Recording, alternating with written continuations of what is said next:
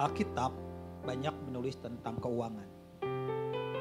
Tapi konsep Alkitab tentang keuangan tidak boleh bercampur dengan orang-orang yang pergi ke pesugihan.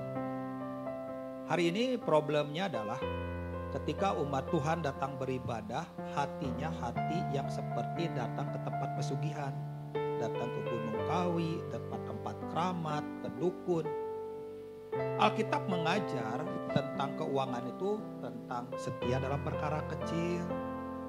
Bicara memisahkan bahwa berkat itu dipegang dengan kapasitas. Berkat yang diberikan itu nggak boleh tertumpah.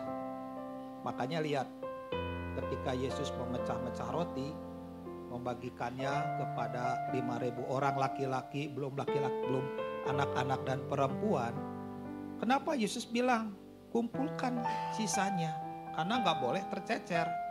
Nah, sikap menghargai berkat Tuhan itu adalah sikap yang utama dalam menerima berkat Tuhan. Kalau sikap itu muncul, maka lihat, itu adalah kapasitas itu akan tumbuh, kualitas itu tumbuh. Dan rata-rata ya dalam Alkitab, apapun kualitas dan kapasitas yang ada itu dimulai dengan rasa hormat dan rasa setia. Dua poin ini adalah basic untuk menumbuhkan kapasitas dan kualitas. Masalah berkat sisi Tuhan akan memberi. Tapi juga ada orang berkata kayak Matius 6 ayat 33, carilah dahulu kerajaan Allah dan kebenarannya, nanti semuanya akan ditambahkan kepadamu.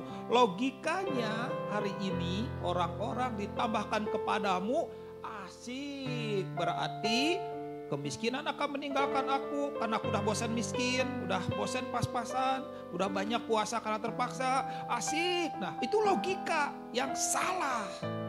Logika itu logika hati yang dipenuhi berhala. Yang Tuhan mau kebenaran, carilah Tuhan dan kebenarannya, maka akan ditambahkan. Itu artinya hati kita akan ngerti cara sudut pandang surga.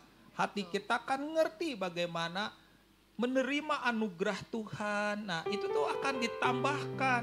Tapi karena cara hati yang dipenuhi berhala selalu dikoneksikan kepada hal-hal fisik.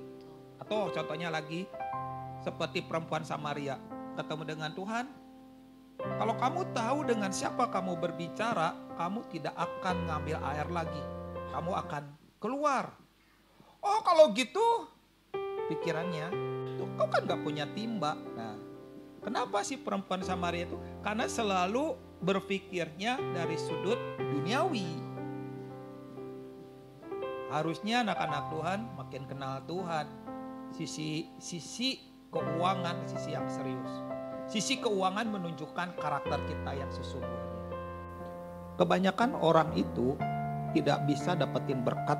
Kenapa? Karena memang wadahnya bocor.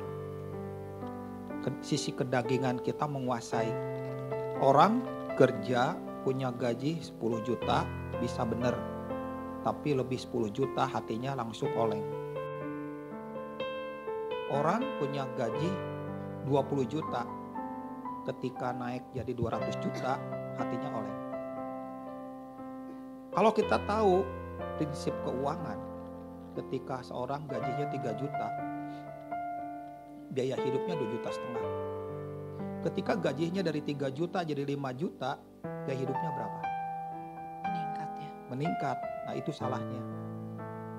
Harusnya ketika gaji 3 juta menjadi 6 juta, menjadi 10 juta, gaya hidup sama. Lalu kenapa gak naik?